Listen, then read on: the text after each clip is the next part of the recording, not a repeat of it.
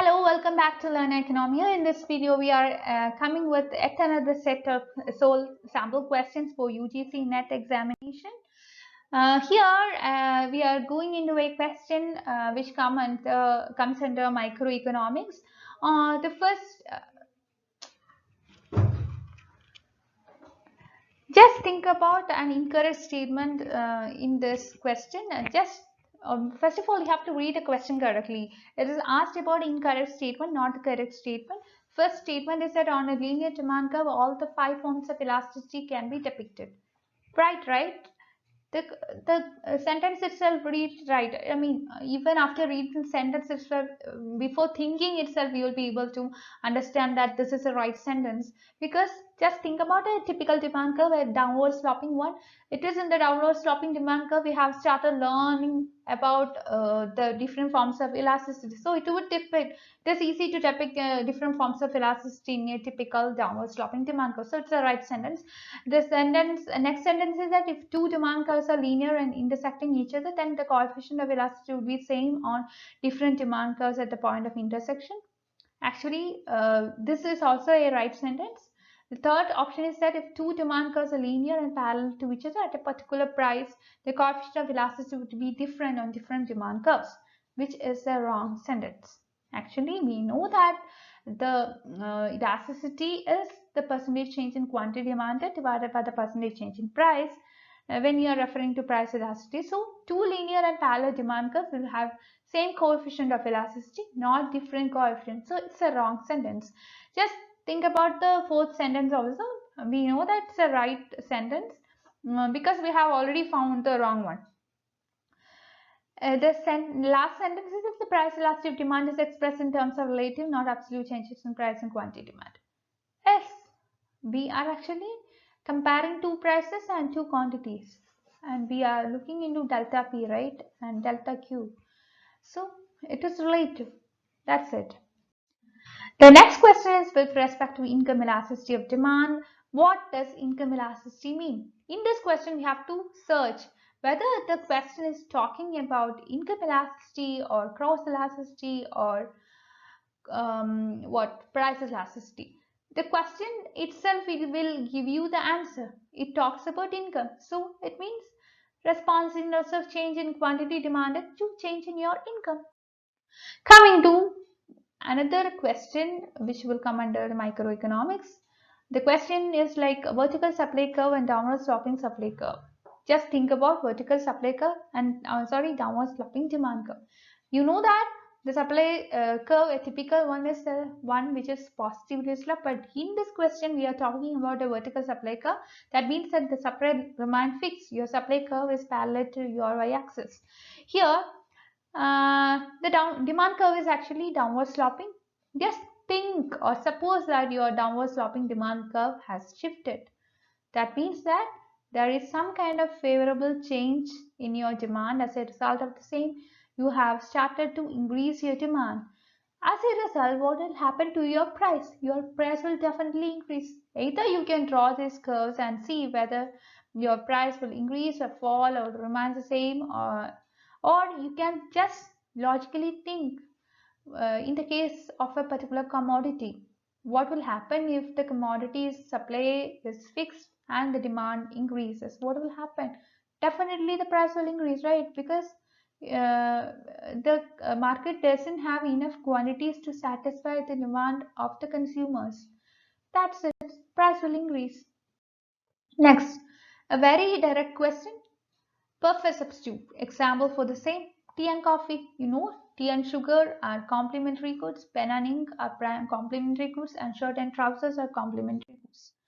Coming to a question in the arena of Indian economy, the question is like Shram Suvidha portal. This about that.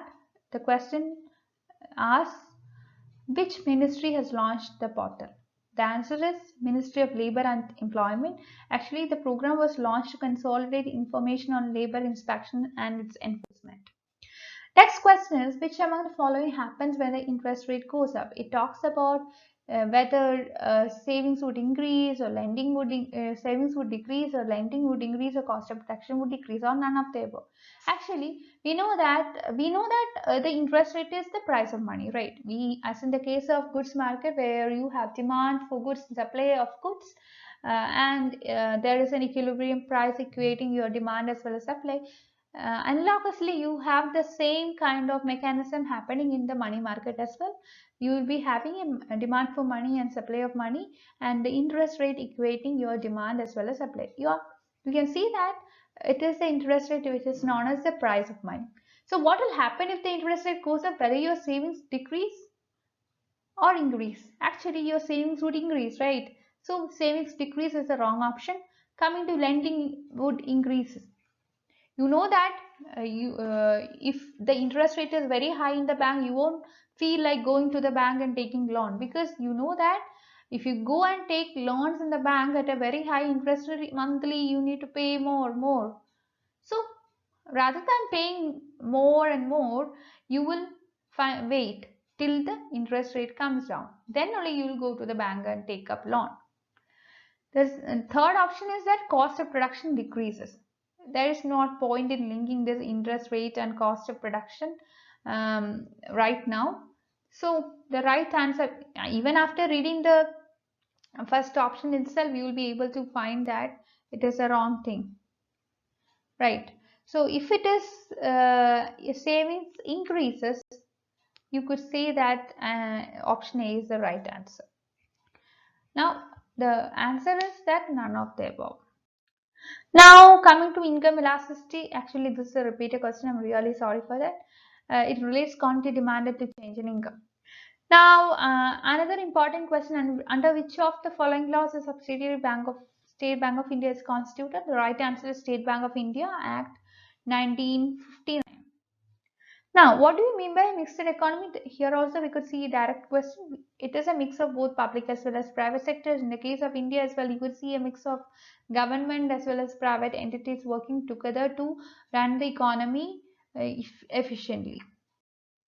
Now, not a condition of perfect competition. We know that perfect competition is a market structure where you have large number of buyers and sellers, homogeneous product, freedom of entry and exit, etc. Right? So, the first three options pertain to perfect competition. Full market power of a single seller is not found in perfect competition. This is something that you can see in the case of monopoly. Next question, who is called the father of direct taxation reforms in India?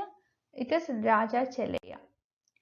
Then you have the components of gross national product. You know that when a gross national product is the value of all the final goods and services owned by a country's residents over a period of time, it will comprise of imports, exports, and money earned by resident abroad. So the right answer is all the above. Coming to the next question, the stock market in India deals with. Actually, here I'm really sorry, it is not the highlighted one which is the right. Here the answer is only long-term securities. The stock market deals with long-term securities, and the bank deals with short-term securities. The bank, under Reserve Bank, you will be having several commercial banks. So these banking system, Reserve Bank with commercial bank would take care of short-term securities, whereas in the case of long-term security, you will be dealing with all these things in the stock market. The next question is that starting from the time of independence, why did India follow a planned economy? What was the reason that made India to follow a planned kind of a system? The right answer is 213. That is, we know that it is from the directive principles of the Indian Constitution that we have borrowed the idea of planning. And there was no indication whatsoever from the 5-year plans regarding how much of each and every good and service to be produced. So the combination of both these things have made India to go for a planned economy after independence. Here also a direct question, which of the following is a reason for the decline in the child sex ratio in India? Female feticide. It's before birth, if the fetus is not identified to be a girl child, that means that it is killed. So this is the main reason behind decline in child sex ratio. So that's all for today. Actually, comparatively, we have discussed some simple questions in this video. Mm, as you know, the question paper will comprise of a mix of both simple, moderate, and hard questions. Definitely, we will be covering some hard questions as well in the coming videos. For the time being, thank you for watching. Please like, share, and subscribe to this channel for more videos. And you can be a part of my Telegram group as well as Telegram channel to discuss your doubts. There have been a lot of members right now who are discussing. You are getting their doubts clarified. So I'll be providing the links of both the Telegram group and Telegram channel in the description box. You can use the same and be a part of these. That's it. Thank you.